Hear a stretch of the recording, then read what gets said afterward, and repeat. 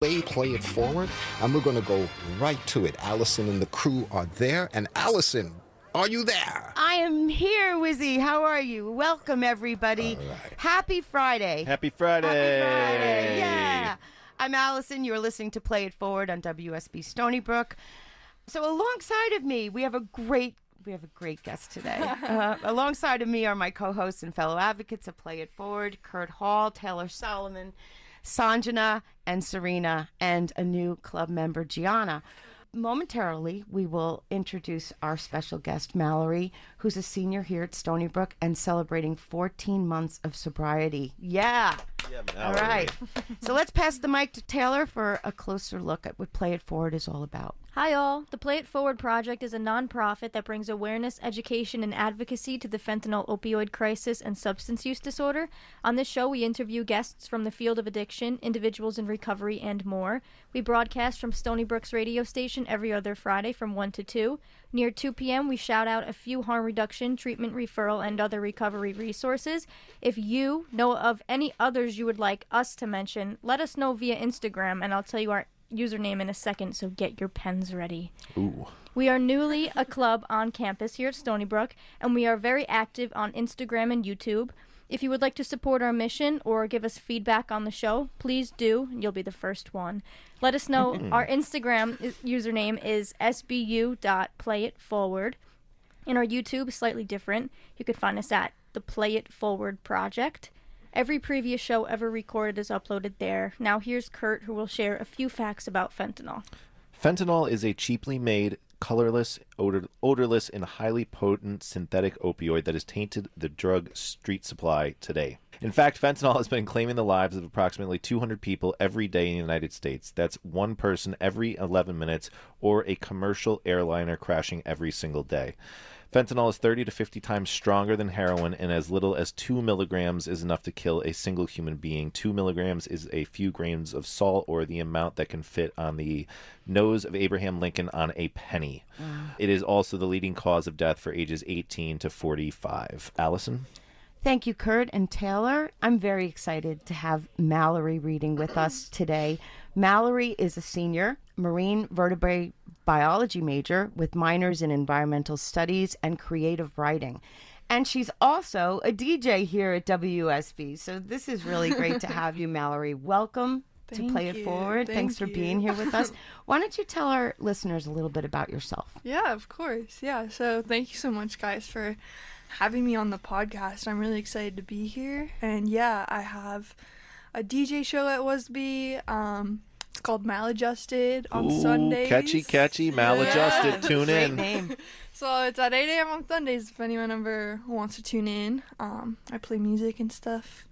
And other stuff about me. If you couldn't tell from my major and minors, I love nature. So I like to volunteer and do stuff with wildlife rehabilitation.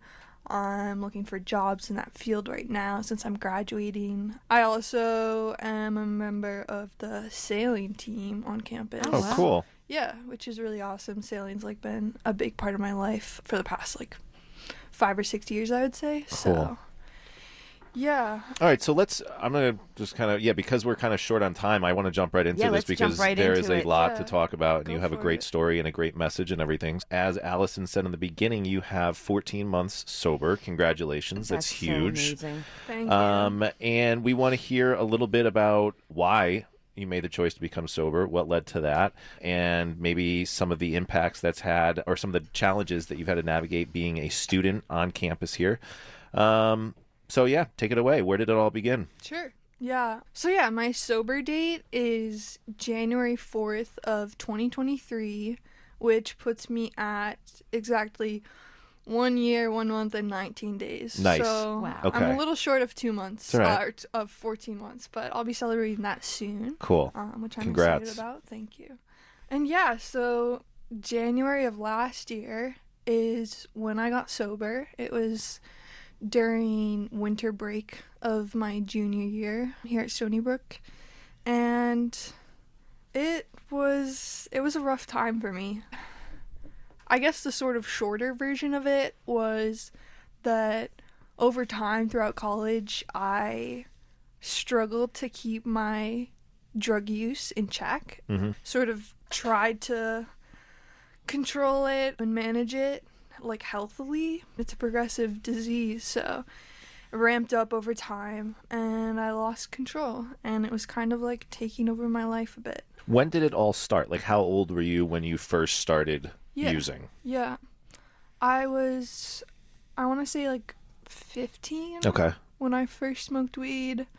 I first smoked weed before I ever actually drank alcohol, which is, kind of...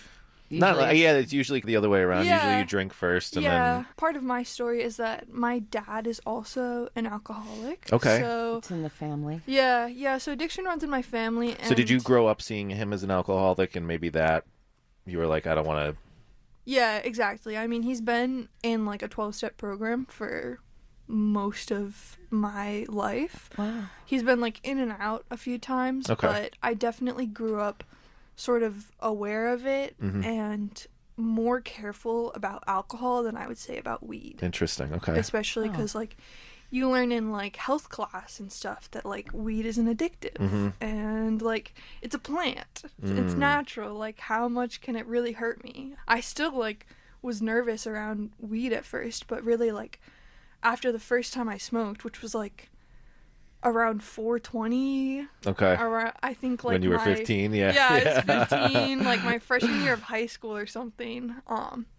So like the weekend of 420 that year, my friends like were like, "Do you want to smoke weed?" Right. I was like, "I guess." Like, is that? And a did it thing? take right off from there, or... It definitely like. It was definitely like the impetus, Okay. I would say, of my like addiction and my journey with weed. Because before I was like, oh yeah, like I mean it's not addictive and it's like a plant, it's natural, but I still don't want to be smoking weed all the time. I don't want to be like, I'm aware addiction runs in my family, so I was like, yeah, maybe I'll smoke like once or twice, and I smoked for the first time, and it was awesome. I like loved it, and so from there I was like, well, I mean, maybe, like, this is kind of fun. Like, maybe I could do this, like, a couple more times. Because it and- starts off really innocent, and it's Yeah. not that big of a deal, Yeah, and for it's not sure. impacting you really. Yeah. And you're chasing that same feeling. Yeah. Oh, yeah. No, it's, like, always, like, for my drug of choice being weed, and I've heard from so many other people's experiences, like, after you first use your drug of choice, just, like, the drug that really, like, for some reason hits a sweet spot for you, it's like after that you're just always chasing that high Oh, yeah. of like that first time with your like favorite drug of choice. So And it's never the same. no, it never was the same. I like hallucinated when I first smoked weed. Like what? I have never hallucinated on weed ever since then, unless Right. I was like on shrooms too, but like yeah. All right, we get to college, and it's ramping up, and you're feeling like you're a little out of control. Yeah. Walk us through that. When did you realize I have to make a decision here, or... Where it became problematic. Yeah. Yeah. So I was telling you guys about this like the other day, sort of how my brother told me after he graduated that he wished he had just like smoked a little less during college. He got his degree from Binghamton. He's like an engineer now, so I mean, Okay. he's doing awesome. But Yeah.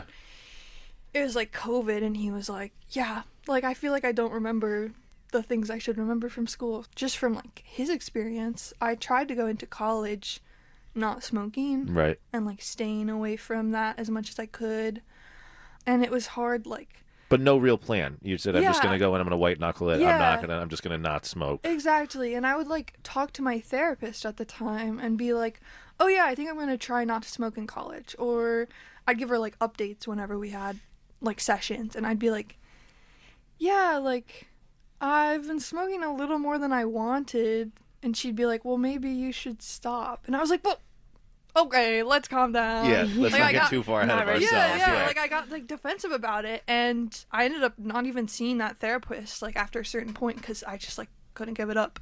But basically, yeah, so I And she was holding you accountable, and you didn't want to be held accountable. Yeah, and I didn't want to. Yeah, yeah. It just sort of like it was progressive. It ramped up from there. Like, I found friends who smoked and drank and wanted to party, which it was COVID, so it was already like hard enough to find like those social situations. Like, people weren't going to frat parties, and I'm like a freshman. I want to have my like college experience. So I smoked more and more over time with my friends, and then I was telling you guys about the other day too. I started dating someone spring of my freshman year, and I don't want to like give too much information on it's them, totally just to like protect their anonymity, but they had a history with addiction, and when I met them they were sober, but I learned a month into our relationship that they were not, in fact, sober. Yeah. That's a bummer. Yeah. Yeah, it wasn't a great feeling. I, like, called my mom, and she was like, maybe break up with them. And I was like, well, but that's its own But you thing. stayed with them for a little bit, and you tried to them. make it work and found yourself getting kind of sucked into that, and then realized... Yep. Yeah, so the relationship lasted for like 9 months before I finally like decided I'd had enough. Right. But throughout those 9 months, I was like, it was a really toxic dynamic of me trying to sponsor her almost, and also me enabling her at the same time. It was just that's like so confusing. yeah, it was like so confusing. I was so kind of like a balancing act. in over my head. And this was like my first actual And like, you're a relationship. freshman. Yeah, I'm mean, a that's- freshman, yeah. it's enough Yeah. on your plate as it is. Yeah, like the ripe age of what, 19? 18? Yeah. But yeah, throughout the relationship, throughout those like 9 months, my use like ramped up even more. I was like holding our like joint stash of weed in my dorm, so I had it on hand all the time, and I had never had that much weed on my person before. Like, before the relationship, I'd never bought as much as an eighth of weed. So I just had a lot more weed than I ever had. It was like this awful cocktail of school stress and COVID stress and just like having such easy access. Well, and I think now too, with the current climate of acceptability of weed, you know, Yeah. that it's way more accessible for people. It's way more acceptable. It's you know, and it's already kind of acceptable on for college sure. campus Yeah, anyway. It's like made it harder. Like, that makes it Yeah. harder.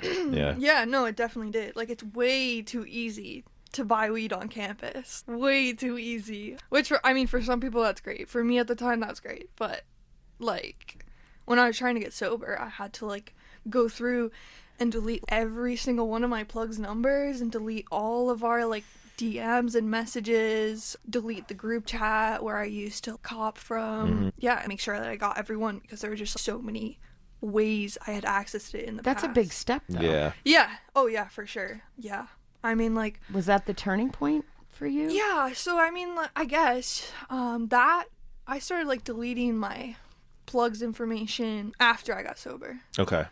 So, it was something that, like, my sponsor encouraged me to do. But it is definitely a step. I was talking about this in my groups, like, the school groups meeting the other night.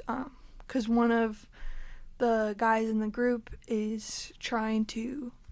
Well, let's talk about what those groups are, too, Yeah. and the support. So you got sober, you deleted their plugs. Yep. You deleted your plugs, I'm sorry. Yeah. And what support did you seek? What support did you find? Yeah. And that was a little discouraging, too, right? Which part? Trying to find the support, Oh. which leads to Yeah, for sure. Yeah.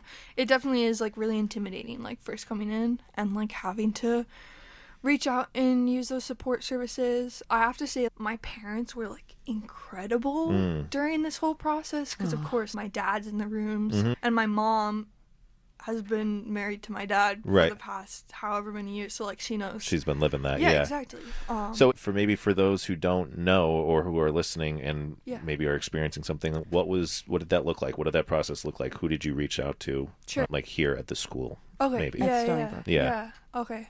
Yeah, once I came back to school, the first sort of resources that I got in touch with were CAPS, which is the Counseling and Psychological Services on campus.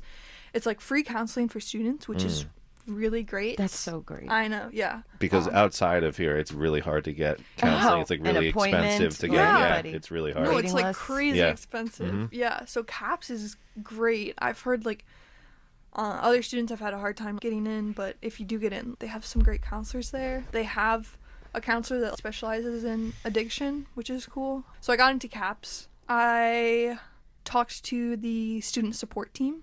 That was like another resource that I reached out to, because when I got sober and that semester, when I came back to Stony Brook, I was like highly considering a leave of absence. I was really thinking about just taking a semester off and Yeah, putting your recovery first and Yeah. focusing on yourself. And, Yeah, exactly. Yeah. Mental health break. Yeah. which the student support team is the go-to for that sort Okay. of stuff. So I talked to them about that. And yeah, those were my main two, I guess.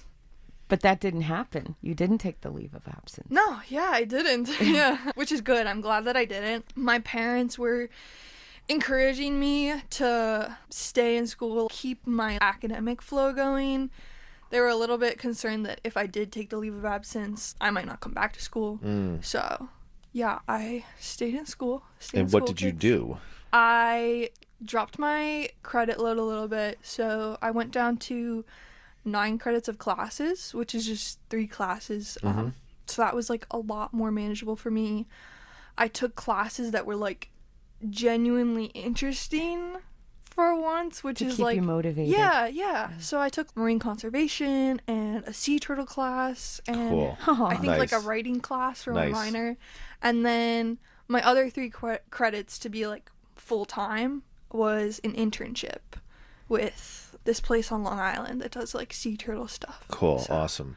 And now you started a group as well, Yes. a support group. When did you start that? Yes. And tell us about that a little bit. Yeah, I would Support love group to. on campus. Yeah, on Yes, campus yes. for students, led by students, for Amazing. students. Yeah. Yes. So yeah, I would love to talk about that. I'm like so proud that I've actually been able to make this happen. Yeah, so right now I got started a student-led recovery meeting on campus. We wanted to make it as inclusive as possible and as accessible as possible for students who are either sober or in recovery or like considering or like sober curious. I didn't want to make it like geared towards like a certain substance because I didn't want to exclude anyone. Yeah, Like yeah. that's what I really like don't want to do. Right, I right. don't want anyone to be like deterred by whatever title I use for it. Well, and I think there's such a kind of a small feat. Like there aren't really any of these groups out there. So to have one that would be kind of, Yeah. selective as to who can come and who wouldn't be, Yeah. is definitely not. Exactly. Yeah. That's So amazing that you took that. I find that fascinating and so courageous and brave. And I just want to give a shout out to your parents because they're probably listening. yeah, no, they definitely Mom, are. Dad, you did a great job. Yeah, she'll be okay, very proud. Yeah, it's very awesome. proud of your daughter here. Yeah. I think that's really, really awesome. So when is this meeting? Yeah. So How do people find it? How do they find you? How do they get a hold of yeah. anything? Yeah, so the meeting is Wednesday nights at 7:30 p.m. in the Student Union. It's hosted in the CPO office, which is on the first floor. It can be like, it's like in a corner, like off to the side, but I'm sure you'll be able to find it. So yeah, in the Union, Wednesday nights, it usually runs from 7:30 to 8:30, but we have a little bit of time after. Just hang out because the office closes at 9, so Okay. you just kind of like hang out afterwards and like chat Yeah, and stuff. yeah. But yeah, I mean, if anyone is trying to figure out how to get to this meeting, one of the things you could do, you could shoot me an email. So my name is Mallory Reading. My email is just mallory.reading@stonybrook.edu. READING. Yep, reading, just like reading a book. Cool last name. Thanks. Yeah, thanks, Dad. But yeah, you could email me. You could check out the CPO office if you want. We've been putting flyers up around campus, so if you see one of those. And we'll put her info on our Instagram as well. Our social media. Yeah, our social media stuff. And Yep. then, I would love to include you every week, every other week, every show that we do. Oh, in our absolutely. little PSA for students that maybe are tuning in and looking for some support. Yeah. And we'll think of a catchy name for her group. Yeah. Yeah, If anybody yeah. wants to come up with a catchy name, what Yeah. is it? What do we have right now? Yeah, so my ideas right now are either But we have to put up a poll on Insta That would there. be a good idea. yeah, that Let's is a do good that. idea. My ideas are Stony Sober or Sober Brook.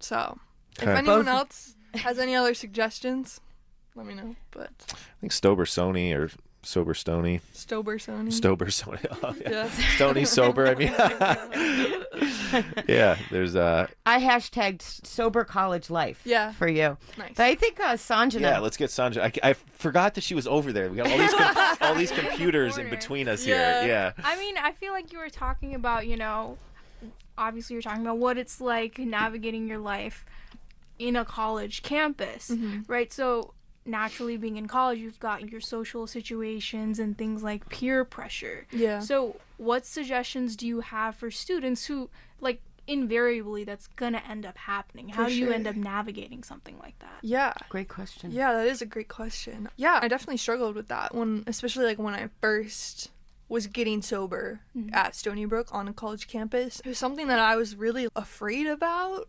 Yeah. And it was hard at first. I'm going to be honest, it was hard. I remember like in my first couple months, I went to just sort of hang out with my old roommates and they were drinking and I felt awkward.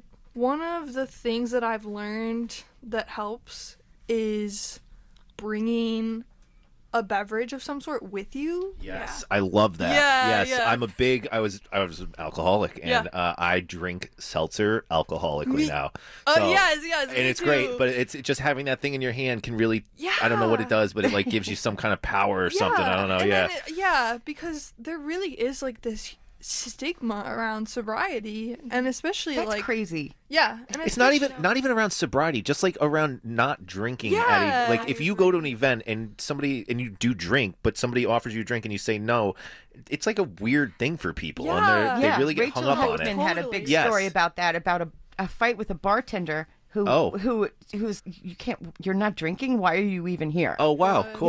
Yeah. All right. Yeah. I don't like that. Yeah, so to answer your question, just holding a seltzer, bringing a seltzer with me wherever I'm going is always a great first step for anyone who's trying it out. I think that definitely is a good place to start. And you know what? If you're not even comfortable holding the seltzer can, put it in a solo cup and throw a Yeah. lime in, and then you got a gin and tonic. Yeah, exactly. or Like, that's yeah. why I used to do that all the time, and even now sometimes I'll go to a wedding or something. I'll have just Yeah, a club like soda with a lime. mocktails. Mocktails. Yeah. Or I Rachel, mean, shout like, out to Rachel Heckman. Ginger ale looks Yes. Sober just Central, like Central, beer. Central and- Sober. Oh, Sober Central. Sober in Sober in Central Sober Park. on Central Park. There And we go. Curious, shout out to Curious Elixirs. Yes. Yeah. We Sorry. should do a No, mocktail you're event here. You're fine. But yeah, I mean, like, even just ginger ale in a red solo cup looks just like beer. So, Yes, that's true. Yeah. that's what someone told me. So, and another thing is just if you're uncomfortable, it's so fine to leave early. Yeah. Especially if you're sober and you're driving yourself there,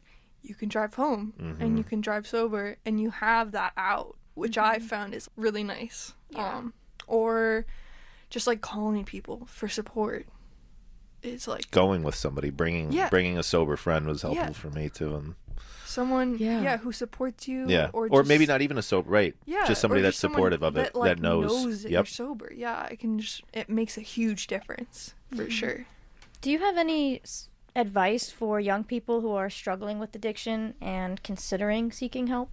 Yeah, totally. Yeah, I understand it's like really hard to like, take that step and seek out help. Because you're finally admitting it Yeah. for real. Yeah, no, exactly. It's like admitting that you're powerless over your addiction, which is a really hard thing. Admitting that you need help working through it. Very egotistical people that don't Yeah. like to admit that we don't have control Yeah, over something. yeah. Or you just God don't like the forbid. way that it's making you feel and you're like, maybe I should try to be sober. Yeah, Yeah. totally. Yeah, when I was getting sober, I like started hating smoking.